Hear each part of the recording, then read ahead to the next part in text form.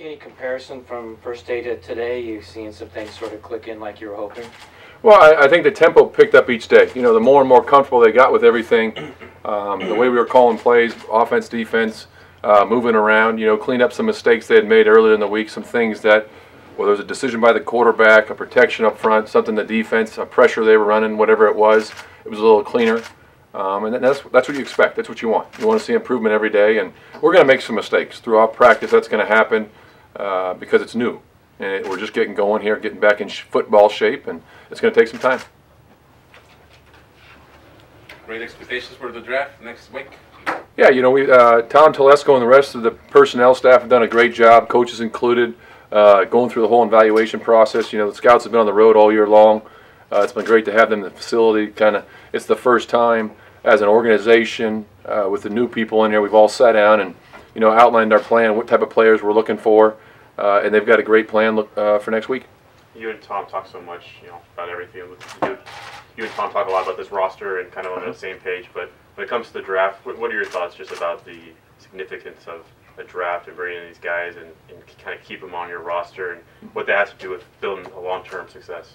Well, like we've said from, you know, I think from Tom's first press conference, you know, the first day he was hired here, you know, he talked about, you know, building through the draft and developing those players, you know, re-sign your own guys and do all those things, keep the guys in-house. But, you know, the big thing is when you get done with the draft is, you know, how did you improve your football team? And that's what we've been trying to do every day, whether it's through free agency, whatever it is, re-signing guys, making certain personnel decisions to say, hey, we're trying to get better every day. And that's another step in the process. It's a good opportunity to be able to draft some young, talented players and, you know, make them, you know, fit into your system however you think they fit best, and just to build depth for the football team, like you mentioned, for the long haul. You look at great teams in this league, the ones who draft well and keep their players. Do you see that as kind of being one of those ingredients?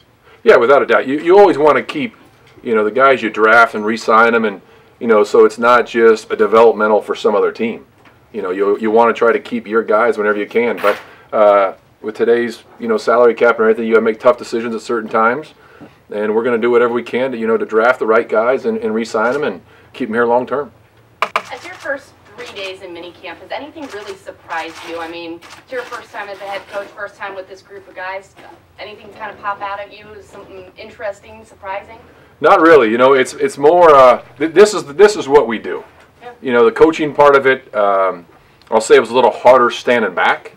You know, not working with the position or with the offense. You know, now you're kind of looking at all three phases.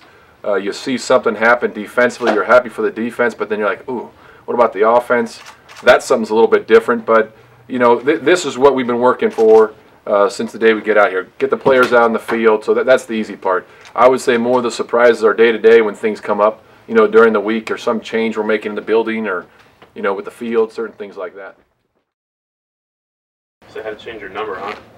22? Yeah. Yeah, I think they're gonna retire 21 here, so 22 it is for me.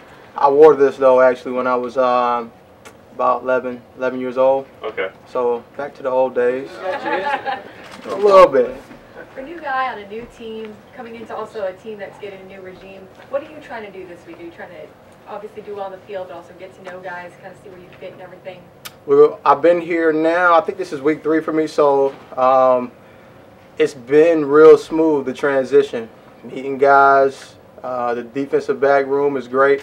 The guys have welcomed me in, you know, immediately, and my teammates, everybody's been open, and you know, it's been an easy transition. So for me, yeah, in camp, I'm looking for, you know, improving on my own performance. So, you know, I look at it as an opportunity for me to get better, and as well, you know, show my teammates what I'm capable of, because not only do you know, I want them comfortable with me, but, you know, you want that trust and that belief in you. Over the course of this mini camp, you guys have 4 more practice left, or are you guys done? Yeah, we're done with minicamp now. So Over the course of it, could you feel things are kind of getting, you know, obviously it's a long way to go to the training camp, but things getting a little smoother, a little quicker? you know, hopefully every single day, you know, whether it be the OTAs coming up or, you know, the minicamp before, you know, before training camp, you know, hopefully every single time that we're together, we're going to be a little more crisp. because you know that means we're getting better as a team, and that's obviously, you know, one of our number one focuses, to get better as a team every single day, and you know, make this a team, and a team that can compete.